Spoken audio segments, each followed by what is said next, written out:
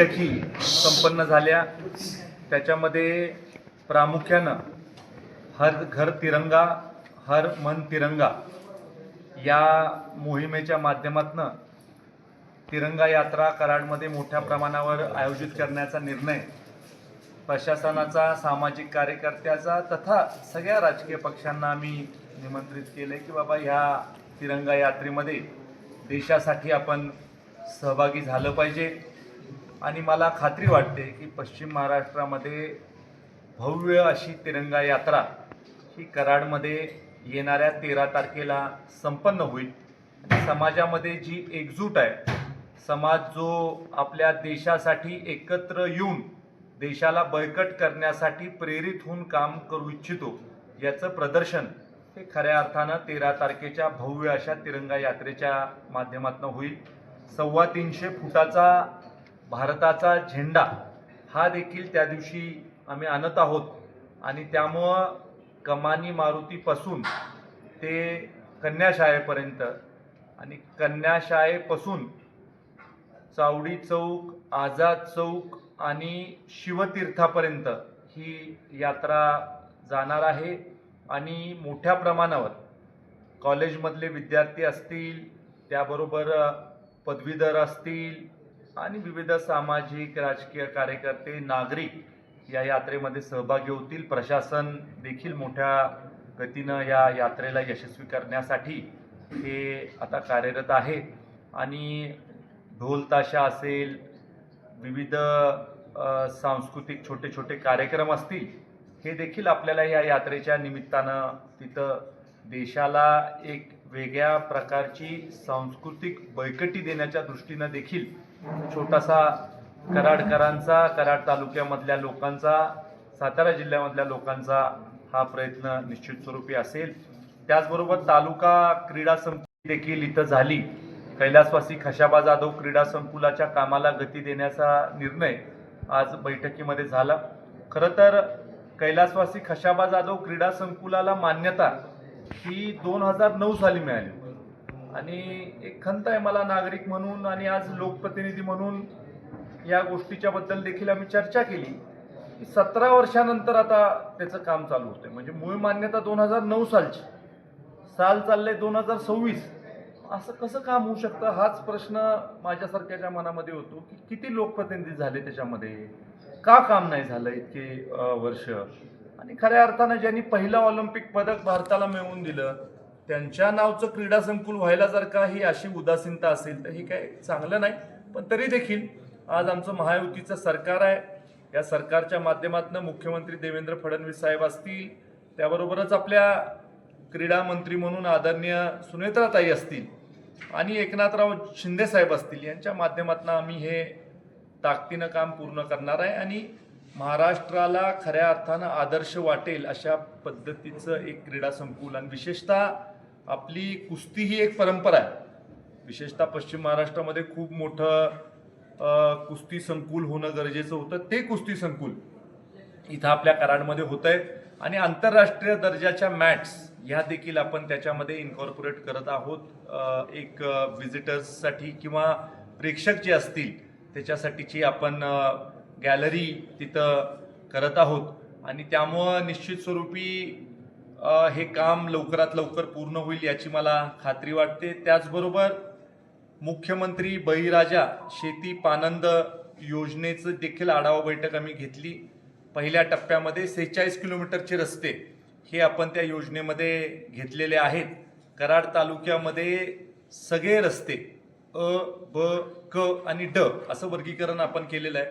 2280 रस्ते आपण काढलेले आहेत आणि त्यामुळे आमचा प्रयत्न राहणार आहे की महाराष्ट्रात सगळ्यात एफिशियंट युटिलायझेशन ऑफ फंड्स, तत्पर निधीचा वापर, पारदर्शक काम आणि त्याच्या माध्यमातून होणारे सगळे रस्ते इतर मतदारसंघाच्या तुलनेमध्ये जास्त चांगले करण्यासाठीचा प्रयत्न आम्ही करणार आहोत। आम्ही गुणात्मक स्पर्धा चांगले रस्ते करण्याच्या बाबतीमध्ये करणार आहोत आणि खऱ्या अर्थानं आम्हाला आता 5 कोटी रुपयाचा निधी पहिल्या टप्प्यामध्ये सँक्शन झालेला आहे आणि भविष्यामध्ये लागेल तेवढा निधी बावनकुळे साहेबांनी देण्याच्या बाबतीमधला शब्द आम्हाला दिलेला आहे।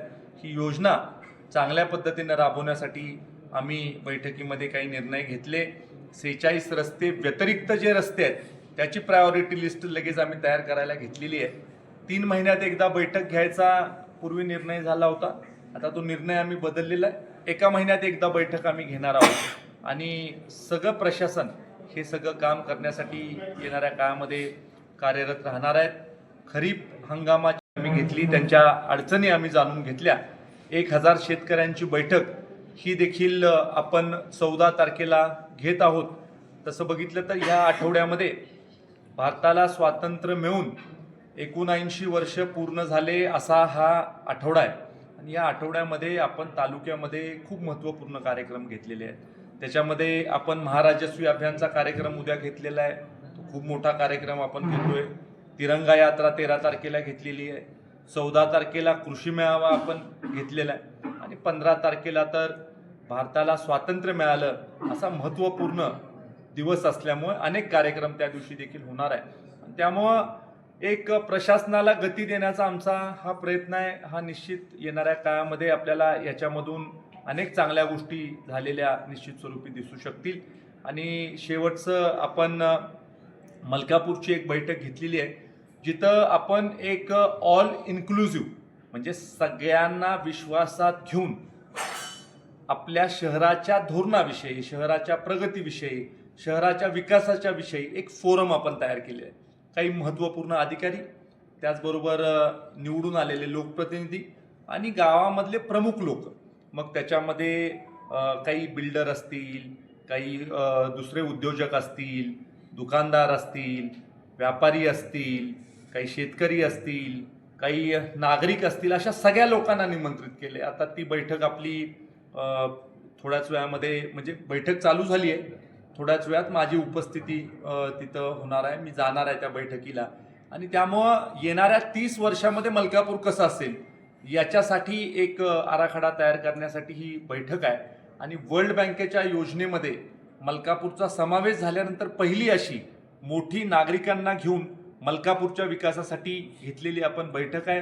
अशा प्रकारच्या बैठकी यापूर्वी कधी झाल्या नव्हत्या, पण ह्या बैठकी आपण घेऊन सामान्यातला सामान्य माणूस देखील आम्हाला मार्गदर्शन करू शकेल, त्याच्या सूचना आम्हाला देऊ शकेल, याच्यासाठी आम्ही खरं तर प्रयत्नशील आहोत. आणि त्यामुळं एकंदरीतच कराड शहर असेल, मलकापूर शहर असेल, इथं इन्फ्रास्ट्रक्चर डेव्हलपमेंट करण्यासाठीची तळमळीनं माझा प्रयत्न आहे. आणि त्यामुळं माझी सगळ्यांना विनंती आहे, मग लोकप्रतिनिधी असतील, नागरिक असतील, की आपण समोर या, माझ्या माध्यमातून जे काही होऊ शकेल याच्यासाठी मला सूचना करा. आमच्या हाताला धरून आपण काम केलं पाहिजे. आमच्यावर पूर्णपणे जनतेचा अधिकार आहे आणि त्या अधिकाराद्वारे जनतेने आमच्याकडून कामं करून घ्यावी, याच्यासाठी आम्ही येणाऱ्या काळामध्ये प्रयत्न करणार आहोत. आता तिथं कमर्शियल कॉम्प्लेक्स करणार आहेत असं मला अनेक लोकांनी सांगितलं की तिथं कमर्शियल कॉम्प्लेक्स करणार आहेत, म्हणून त्या कामाला स्थगिती देण्यात आली किंवा ते तहकूब करण्यात आला, तो जो ठराव होता. त्यामुळं आता बघूया, आता म्हणजे त्यांचं काय मत आहे मी प्रत्यक्ष त्यांच्याशी बोललो नाही. माझं मत होतं की गावामध्ये विविध ठिकाणी गार्डन झाले पाहिजेत, ओपन स्पेसेस असल्या पाहिजेत, नागरिकांना बसायला फिरायला जागा असली पाहिजे, हा माझा प्रयत्न आहे.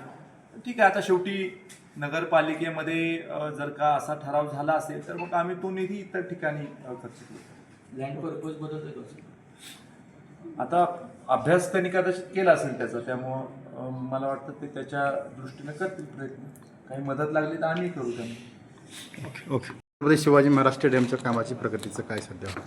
छत्रपती शिवाजी महाराज स्टेडियमचं काम प्रगतीपथावर आहे, चांगल्या पद्धतीनं चाललेलं आहे. त्याचा देखील आढावा PWD कडून आम्ही घेतला आणि मला खात्री वाटते की वेळेच्या आधी हे काम आम्ही पूर्ण करू. कारण अनेक खेळाडू आहेत ज्यांची अडचण झालेली आहे, कारण स्टेडियमचं काम चालू आहे. त्या खेळाडूंची अडचण कमी करण्यासाठी दर्जेदार काम कमीत कमी वेळामध्ये करायचं, याच्यासाठीचा फॉलोअप आमचा चालू आहे. आणि कराडला खऱ्या अर्थानं अभिमान वाटेल अशा पद्धतीची लँडमार्क डेव्हलपमेंट ही छत्रपती शिवाजी महाराज संकुलाच्या माध्यमातून झालेली येणाऱ्या काळामध्ये आपल्याला दिसेल. नेकलेसचा जो तुमचा संकल्प होता तो साधारणतः काय होता, स्टेटस आहे, काय विरोध होतोय का त्याला? मला असं वाटतं की गावातले सगळे लोक नेकलेस रोडला पाठिंबाच देतील आणि विविध राजकीय लोकांशी येणाऱ्या काळामध्ये आम्ही संपर्क साधू. PWD विभागाच्या माध्यमातून हा रस्ता आम्ही प्रस्तावित केलेला आहे. जलसंपदा खात्याची देखील त्याला एक प्रिन्सिपल अप्रुव्हल जे आपण म्हणतो ते प्रिन्सिपल अप्रुव्हल त्यांचं आम्हाला आहे.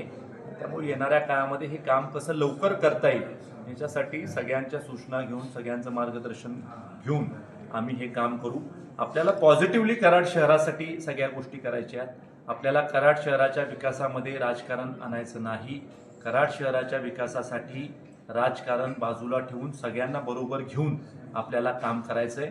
एखादी गोष्ट आमच्याकडून जरी तुम्हाला करून पाहिजे असेल तरी तशा सूचना आम्हाला मिळतील. तशा पद्धतीच्या सूचनांवर आम्ही विचार करून निश्चित स्वरूपी कराड शहरासाठी सर्वोपरी प्रयत्न करू.